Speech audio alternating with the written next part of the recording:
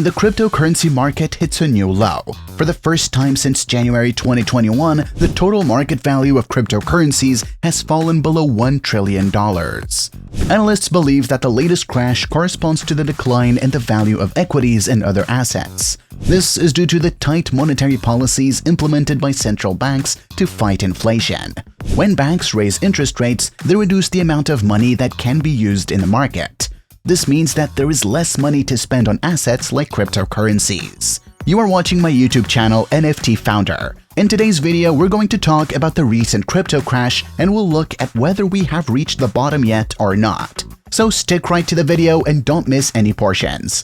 Also, if you're new to the channel, remember to subscribe and hit the bell icon so you won't miss any future videos we upload. Getting back to the video. Last month, two of the top 10 assets, Luna and Terra USD, crashed, inflicting around $56 billion in losses.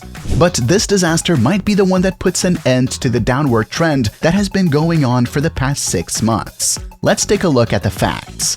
The implosion of UST was so catastrophic that it found itself near the top of a list of the worst capitalization events in the history of cryptocurrencies, alongside the failure of the Bitcoin exchange Mt. Gox in 2014, the bursting of the initial coin offering bubble in 2018, and the dump of COVID in March of 2020.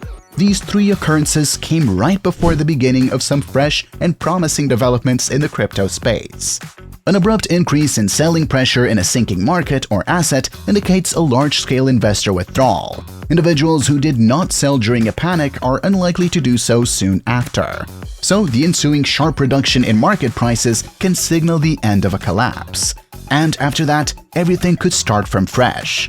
The same happened in 2016 when capitulation signaled the end of a long crypto bear market. As a result, the enormous red candle that looked back at crypto investors last month may either represent the final kick to the departing bear market or the beginning of a protracted decline until another sell-off eventually marks the return of growth. It is obvious that crypto markets will not rally as long as the current macroeconomic situation prevails.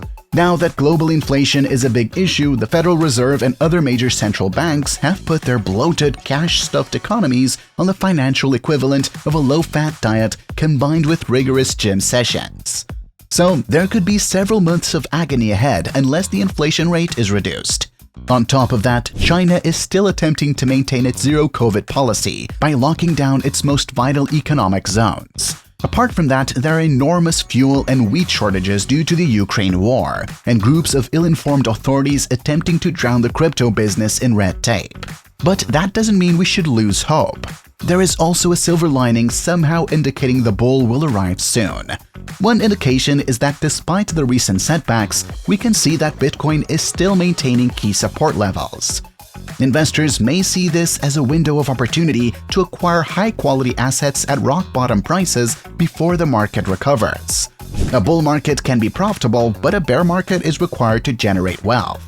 Apart from that, despite fears of a long recession, things may be beginning to turn.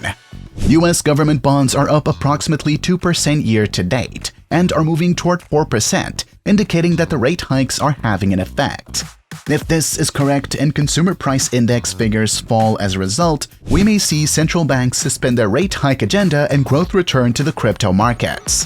Furthermore, central banks, particularly the Fed, cannot afford to put the economy into a spiral caused by interest rates above 2%. As a result, they will have to stop hiking rates sooner or later, which suggests that cryptocurrency will rally again.